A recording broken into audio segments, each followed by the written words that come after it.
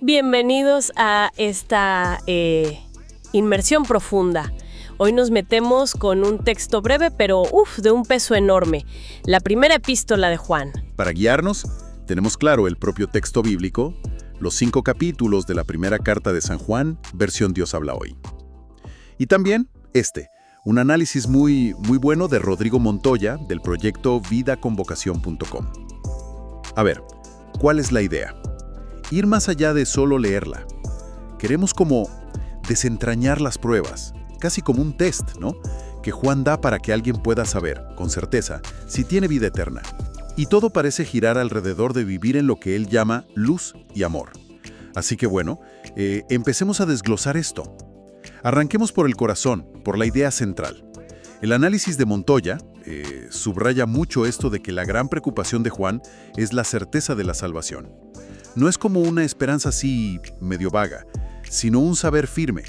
Y la prueba de esa certeza, según Juan, se ve en lo práctico, vivir en la luz, que tiene que ver con verdad, con obediencia y vivir en amor, o sea, un cuidado real por los demás. Hay una frasecita al principio, en 1 Juan 1, versículos 5 al 7, que como que marca el tono, ¿no? Dios es luz y que en Él no hay ninguna oscuridad.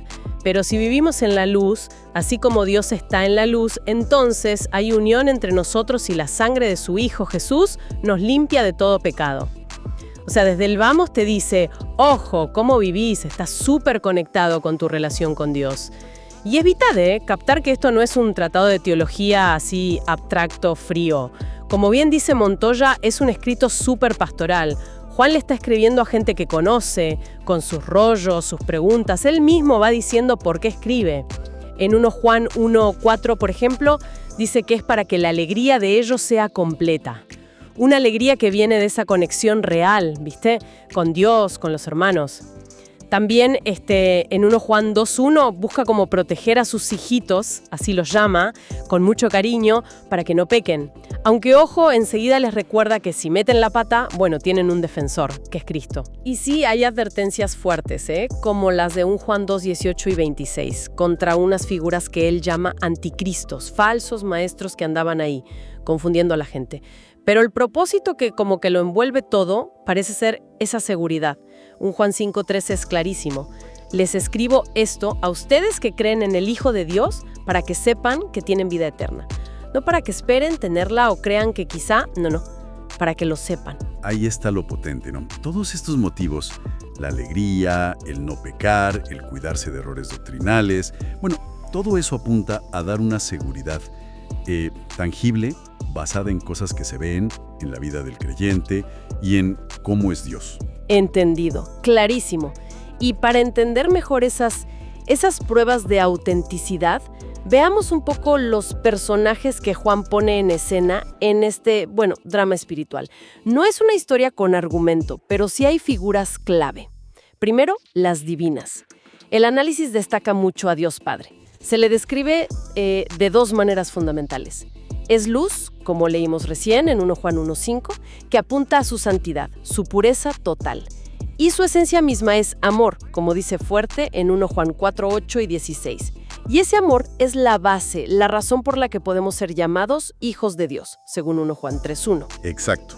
Y junto al Padre, la figura de Jesucristo, el Hijo, es absolutamente central. El estudio de Montoya identifica como 3 roles, cruciales de Jesús en esta carta. Primero, es la revelación hecha carne. Juan lo llama la palabra de vida en 1 Juan 1:1-2. Pero fíjate cómo insiste en que esta palabra eterna, que existía desde siempre, se hizo tangible. Fue vista, fue oída, hasta tocada por los apóstoles. Esa insistencia en lo físico es clave. Jesús es Salvador y defensor. En 1 Juan 2:1-2 se le presenta como nuestro defensor justo delante del Padre y al mismo tiempo el sacrificio que quita nuestros pecados. Y ojo, no solo los de ellos, los de la comunidad original, sino los de todo el mundo. Y tercero, Jesús es el modelo a seguir. Su vida acá en la tierra es el paradigma. 1 Juan 2:6 es súper directo. El que dice que está unido a Dios debe vivir como vivió Jesucristo. La prueba de que estás unido es si vives como Él vivió. ¿Y el Espíritu Santo qué rol juega ahí en toda esta dinámica? Porque el análisis también lo menciona como importante. Sí, el Espíritu tiene un papel fundamental. Actúa como el maestro interior. En 1 Juan 2:27, Juan les dice a los creyentes que la unción que recibieron de Dios, y se está refiriendo al Espíritu, los instruye acerca de todas las cosas. Y esto les da una independencia, ¿sabes?, frente a las enseñanzas falsas. No necesitan depender de gurús humanos para saber la verdad esencial. Y además el Espíritu es como el testigo interno que confirma que estamos unidos a Dios, como dice 1 Juan 3:24. Y forma parte de ese testimonio triple que menciona al final, en 1 Juan 5:7-8, en la versión Dios habla hoy, claro, donde el Espíritu, el agua, que quizás se refiere al bautismo de Jesús o a la purificación, no está del todo claro, y la sangre, su muerte en la cruz, bueno, esos tres testifican juntos sobre la verdad de Cristo. Qué interesante cómo se entrelaza todo, ¿no? Pasemos ahora a los actores humanos. ¿Quiénes son los nosotros, los ustedes y los ellos en esta carta? Buena pregunta, sí. Primero está el nosotros, el testigo apostólico que escribe. En 1:1-3 se identifican como los que vieron y oyeron a Jesús. Y dicen que escriben para que los lectores también tengan esa comunión que ellos tienen con el Padre y con el Hijo. O sea, para extender esa vida, esa alegría. Luego están los destinatarios principales, los creyentes. Juan les habla con mucho cariño, ¿no? Hijitos, hermanos. En 1 Juan 2:12-14 los describe como gente a la que ya se le perdonaron los pecados, que conocen al Padre y que, bueno, porque creen y la palabra de Dios está en ellos, ya vencieron al maligno. Son la comunidad a la que Él quiere afirmar y proteger. Y finalmente están los adversarios. Juan usa términos fuertes: anticristos, falsos profetas. Son la amenaza principal que parece motivar buena parte de la carta. Una pista clave está en 1 Juan 2:19. Salieron de entre nosotros, pero en realidad no eran de los nuestros. O sea, eran gente que estuvo en la comunidad, pero su fe no era real y se fueron. Su error doctrinal básico, según 1 Juan 2:22 y 4.3, era negar que Jesús es el Mesías venido en carne. Y para Juan, negar eso es negar al Hijo y por lo tanto negar al Padre también. El análisis de Montoya sugiere que esto podría tener que ver con corrientes de pensamiento que hoy llamaríamos quizás gnosticismo o docetismo. Ideas que básicamente separaban al Cristo divino del Jesús humano, o que decían que Jesús no tuvo un cuerpo real físico, porque pensaban que la materia era mala, ¿viste? Y lo espiritual era lo bueno. Y esto explicaría por qué Juan insiste tanto en lo tangible, la palabra que fue tocada, el amor que se muestra con hechos concretos, la obediencia que se vive en el mundo real. Claro, esta tensión entre la verdad que enseñaron los apóstoles y estas ideas falsas, nos lleva directo a las doctrinas, a las verdades fundamentales que Juan quiere dejar bien claras. No son puntos teóricos nomás, son verdades de vida o muerte, para poder discernir. Exacto. Con estos personajes y estos conflictos en mente, ¿cuáles son entonces esas verdades que no se negocian? Esos pilares doctrinales que Juan quiere grabar a fuego en su gente, para que puedan tener esa certeza de la que hablábamos. El análisis de Montoya identifica varias doctrinas que son como anclas, ¿no? Primero, la naturaleza misma de Dios. Él es luz y es amor, y no se pueden separar. Como vimos en 1:1-5, Dios es luz. Eso implica santidad total, verdad, pureza. Y eso exige que los que dicen estar con Él, pues anden también en la luz, ¿no? Con obediencia, con transparencia. Y a la vez, 1 Juan 4:8 y 16 declaran que Dios es amor. Es su esencia misma. Y eso es la base del mandamiento principal para sus hijos: amarse unos a otros. O sea, caminar en la luz y amar al hermano son como dos caras de la misma moneda. Reflejan quién es Dios. Segundo punto clave, la centralidad absoluta de Cristo para la salvación y la vida eterna. No es una opción más, es la única vía. 1 Juan 5:11-12 es increíblemente claro en esto, y este testimonio es que Dios nos ha dado vida eterna, y que esta vida está en su Hijo. El que tiene al Hijo de Dios tiene también esta vida, pero el que no tiene al Hijo de Dios no la tiene. Fíjate, la vida eterna no es algo que Dios te da aparte de Jesús. La vida está en Jesús. Si tenés al Hijo, tenés la vida. Punto. Tercero, una visión muy realista del pecado, pero también de la enorme provisión del perdón. Juan combate como dos extremos, ¿no? Por un lado te advierte en 1 Juan 1:8. Si decimos que no tenemos pecado, nos engañamos solos. La verdad no está ahí. Negar nuestra condición es autoengaño. Pero por otro lado te ofrece la solución divina, en 1 Juan 1:7 y 9. Si confesamos con honestidad nuestros pecados, viene el perdón y una limpieza continua, profunda, gracias a la sangre de Jesús.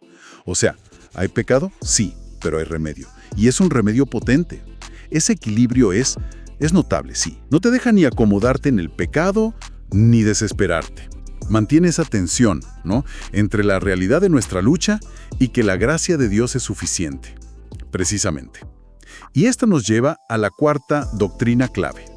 El amor fraternal como evidencia tangible, visible de la nueva vida. Para Juan, esto no es un ideal bonito y nada más. Es una prueba crucial. Afirma en 1 Juan 3:14 que sabemos que hemos pasado de la muerte a la vida porque amamos a los hermanos. Es una señal de que nacimos de nuevo. Y lo contrario es igual de fuerte. En el versículo 15 dice que el que odia a su hermano es un asesino espiritual y no tiene vida eterna en él. El amor activo, práctico, por los otros creyentes es la marca de la familia de Dios. El ejemplo que da en 1 Juan 3:17 es muy gráfico, ¿no? Ver a un hermano pasando necesidad y cerrarle el corazón. Dice que eso es incompatible con tener el amor de Dios. Exacto. El amor del que habla Juan tiene consecuencias prácticas. Se nota. Y eso se conecta con la quinta doctrina esencial, la necesaria separación del mundo. En 1 Juan 2:15, la exhortación es directa. No amen al mundo ni lo que hay en el mundo. Y aquí mundo, el cosmos, en griego, no se refiere al planeta ni a la gente en general, sino al sistema de valores, de prioridades, que está en contra de Dios. Juan lo describe en el versículo 16. Los malos deseos de la naturaleza humana, el deseo de poseer lo que agrada a los ojos y el orgullo de las riquezas. Se trata de una lealtad de fondo. No podés amar profundamente a Dios y al mismo tiempo amar este sistema que se le opone. Entendido. Entonces, estas doctrinas no son solo para asentir con la cabeza, sino que definen una manera de vivir. Si estas son las verdades fundamentales, ¿cómo se traducen en acciones concretas? O sea, ¿qué nos pide Juan que hagamos en el día a día? Es que la teología de Juan siempre termina en la práctica. El análisis de Montoya resalta varios llamados a la acción muy claros, muy directos. Primero, caminen en la luz. Y esto implica vivir con honestidad, con transparencia delante de Dios y de los demás. Incluye eso de confesar los pecados regularmente, no como un ritual culposo, sino como la forma de mantener la comunión y experimentar esa limpieza continua que prometen versículos como 1 Juan 1:7 y 9. Es vivir sin caretas, digamos. Obedezcan sus mandamientos. Juan insiste mucho en esto, pero es clave entender el matiz que él mismo le da en 1 Juan 5:3. El amar a Dios consiste en obedecer sus mandamientos y sus mandamientos no son una carga. O sea, la obediencia no es un peso legalista para ganarte el favor de Dios, es la respuesta natural del amor y es la prueba de que realmente conocemos a Dios, como ya había dicho en 1 Juan 2:3-5. Tercero, y muy ligado a lo anterior, amen con hechos, no solo con palabras. El amor tiene que ser práctico, tiene que verse. La famosa frase de 1 Juan 3:18 es un llamado súper fuerte. Hijitos míos, que nuestro amor no sea solamente de palabra, sino que se demuestre con hechos. El ejemplo que mencionabas recién, el de ayudar al hermano con necesidades materiales, 1 Juan 3:17, bueno, eso es la encarnación de este principio. Tiene toda la lógica. Es un llamado a ser coherentes, ¿no?